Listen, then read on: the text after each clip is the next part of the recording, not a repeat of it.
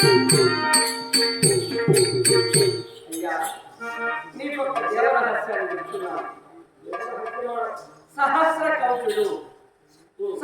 కవచుడు అనేటువంటి దానవేంద్రుడు బ్రహ్మను గురించి ఘోర తపం ఆచరించి నాకు మరణమే లేకుండా అందరకు బ్రహ్మదేవుడయ్యా జాతస్య ధ్రువం మృత్యు పుట్టిన ప్రాణి పుట్టకమానవు పుట్టిన ప్రాణి పుట్టకమానవు అని మా తండ్రి గారైనటువంటి బ్రహ్మదేవుడు సెలవిచ్చారు. అందరకు ఈ సహస్ర కవచుడు ఒప్పుకోలేదు.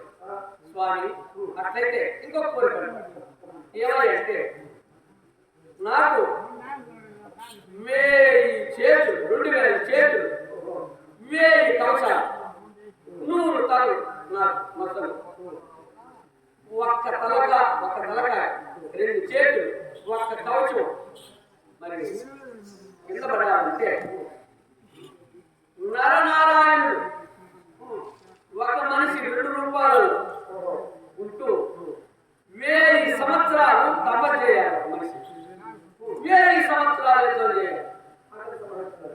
ఒకే మనిషి ఇరువురిగా 1000 సంవత్సరాలు యుద్ధం చేస్తే 1000 సంవత్సరాలు తప చేయాలి. మనిషి 1000 సంవత్సరాలు యుద్ధం చేస్తే ఒక్క కవచం ఒక్క తల మరి 2 చేతులు కూలి ఏమైనా పడతాయి అని వరం ముచ్చుకున్న చదవస్తున్నాడు మా నాన్నగారు.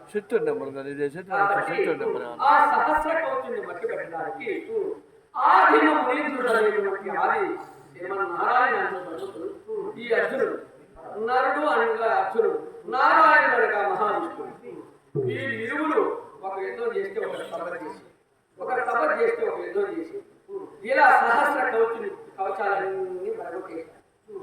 ఒక్క కవచం 2 చేతులు ఒక్క తల మాత్రమే మిగిలింది. సరాసరి ఈ సహస్ర కవచుడు సూర్య భగవాన్ని అర్థించాడు. స్వామి మహావిష్ణువుని తప్పేస్తాడంటే నన్ను కాపాడండి. సూర్య భగవాన్ తదాస్తు అని అతని నుంచి దాచిపెట్టుకున్నాడు ఈ సహస్ర కవచుడు. ఆ సహస్ర కవచుడు అతని కర్ణుడు సహజ కవచ కుందరాలతో ఎలా వచ్చాడండి? అక్కడ పుట్టలేదు. కుంతీదేవి సూర్య భగవాను అర్చించగా సూర్యునికి పుట్టుడు కాదు కర్ణుడు. సూర్యుని దాచిపెట్టుకున్నాడు కదా సహస్ర కవచుని. ఆ వాయు రూపంలో ఆ సహస్ర కవచుని కుంతీదేవి గర్భంలో ప్రవేశించేటట్టుగా ఆ అభినందించాడు. అందుకని ఆ కర్ణుడు ఎప్పుడైతే ప్రాణంతో ఉండాలో వాడు మరి భూలోకానికి అపత్యాన్ని కలిగిస్తారని ఆ కర్ణుని చంపడానికి నరనారాయణుడు ఈ భూలోకంలో కృష్ణార్థులుగా ముఖ్యారు.